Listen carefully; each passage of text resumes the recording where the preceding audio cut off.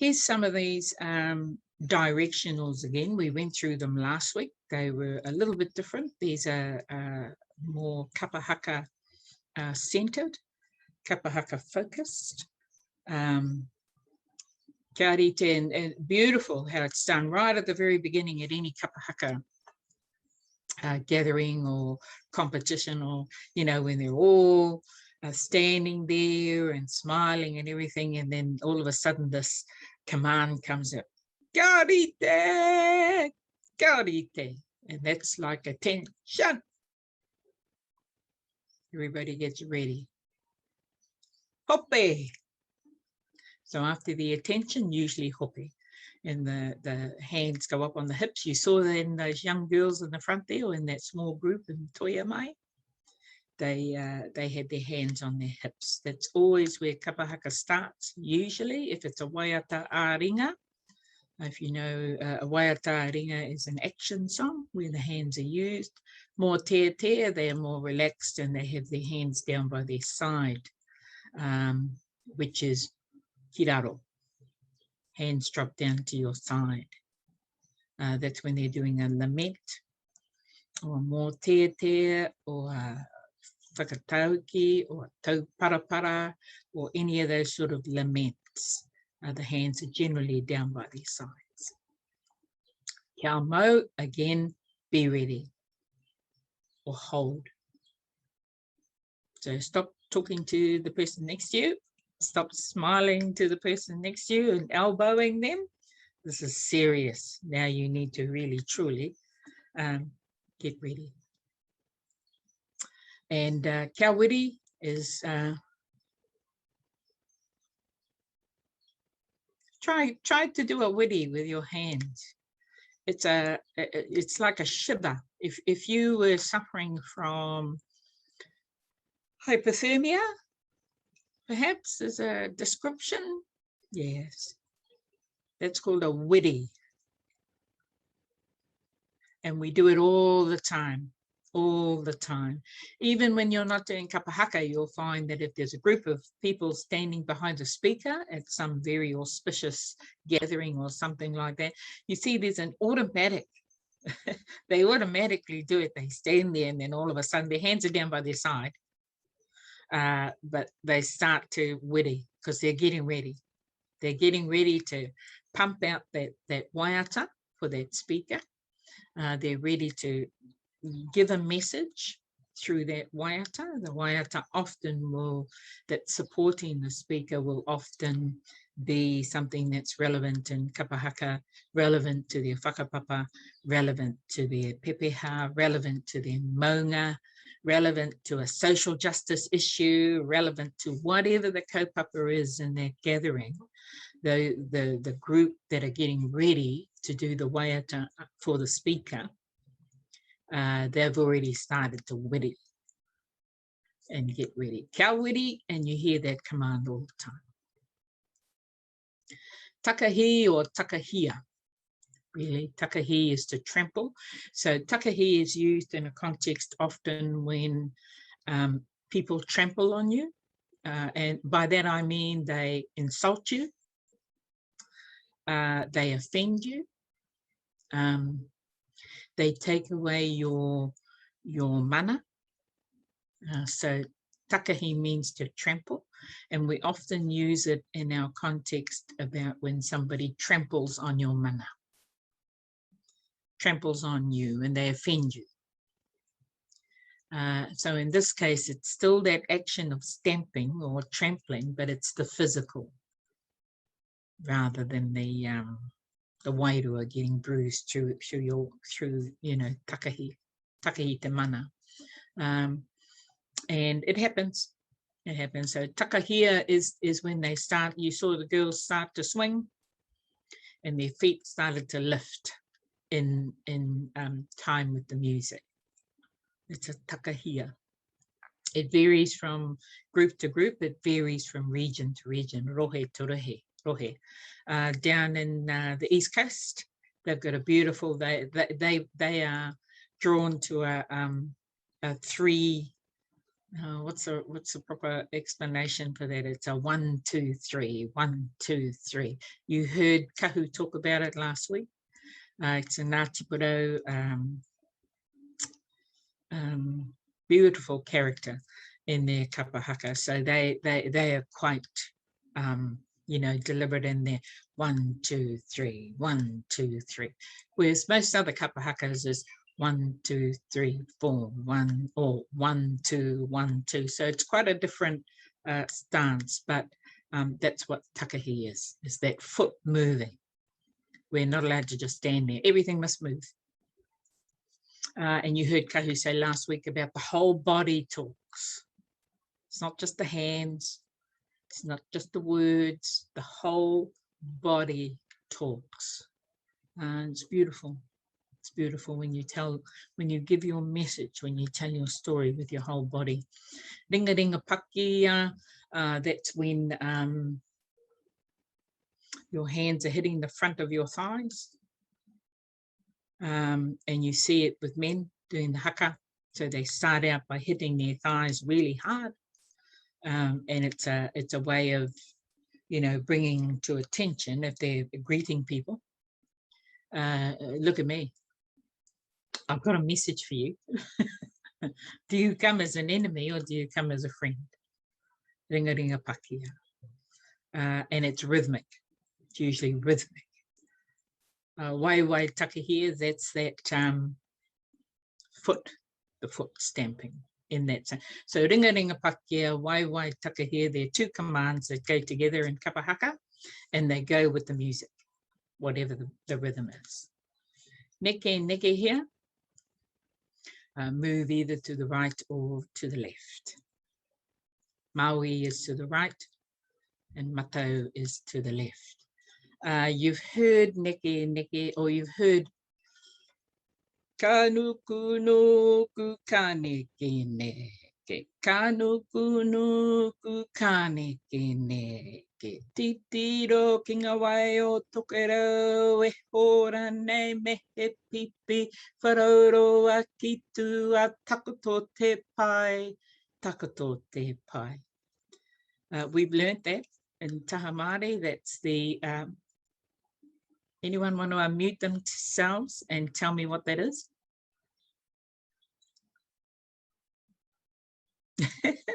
Caught you on the hop.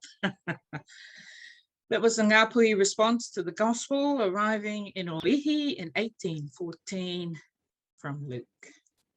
Move to the left, move to the right. Keep still. In other words, the proclamation of the gospel should not just be kept there. It needs to go out. That's what Kanukunuku Kanekineke was all about. Whakapiri is what they do when they do a choral, when they come together, so they're all spread out on the stage, or they're all spread out, and then when the kaiako, or the leader of the group, says whakapiri, we all know that we have to make ourselves come together like a choral, like a choir. We all come together. And whakapiri is usually so that you can sing a choral or a himene. No actions necessarily are required. Whiua o ringa ringa, and you see the girls in that clip going like this. Sometimes it's down in front of you. That's what whiua means, is to sway those hands, ringa ringa those hands. So they're not just there. Sometimes they are. Otherwise, they're like that. Whakararangi here. Whakararangi here is to line up. Get in your lines. Stop mucking around. Come on. Get in your lines, please. Folks, we've got work to do.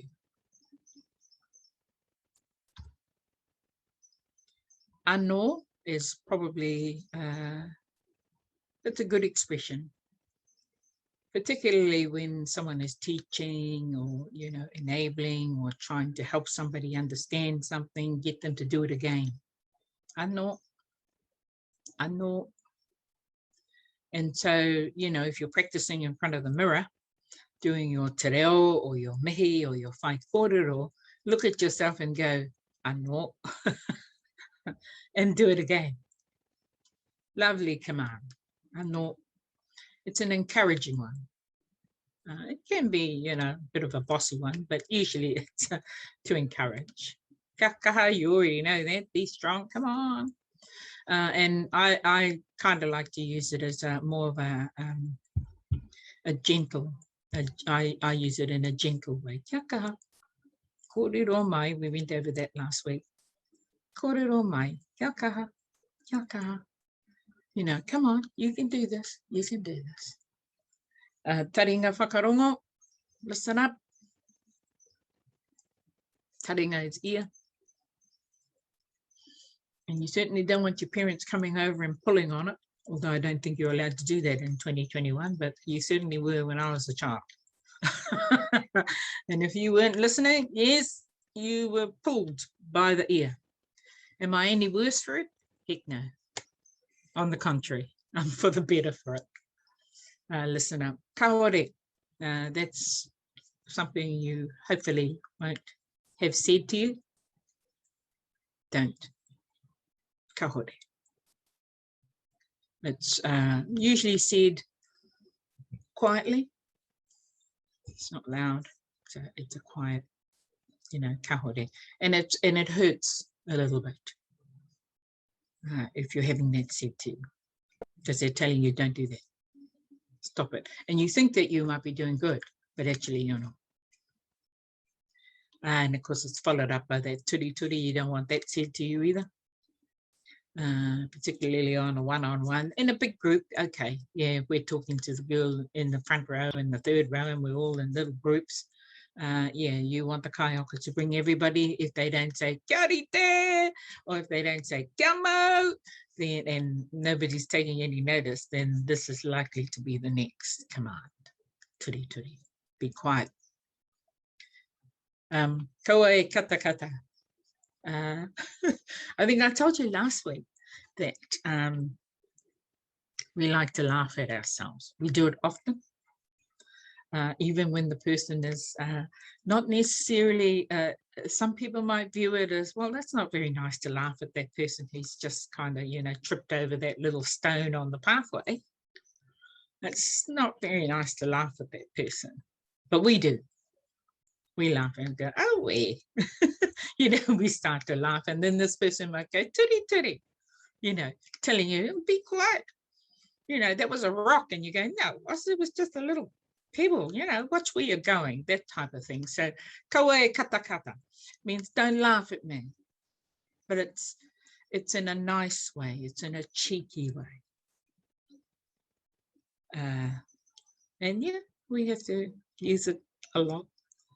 Kaua haere, not ready yet, you know, so you don't want people to go yet. They start packing up sooner than the announcements have come through, a little bit like in the church, I guess. You're about to do the announcements, but everybody's packed up and started to make their way down the back of the church. Kaua haere. Taiho, oh, I should have put that in. Taiho is wait, T-A-I-H-O. Taiho, wait. And then after the announcements, after everybody sat back down, you've had the announcements, you've had your final hymn, right at the very end, you can go me kaputi tātou. Me kaputi tātou. Let's have a kapa. Inu wai, often said at Kapahaka when they're doing very, very hardcore Kapahaka. You know, it's like if you're doing any type of exercise, really, you're encouraged to drink. Keep your hydration up. Inu wai.